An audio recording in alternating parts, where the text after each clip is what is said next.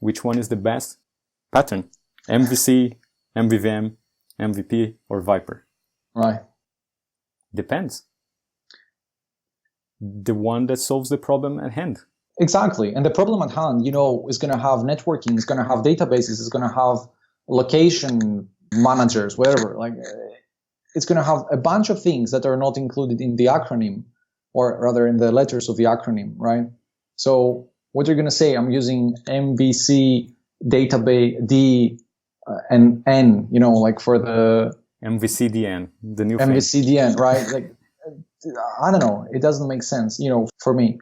As a UI thing, yeah, I think it's, all these ways are fantastic to structure your project, you structure your applications, per screen or per UI element.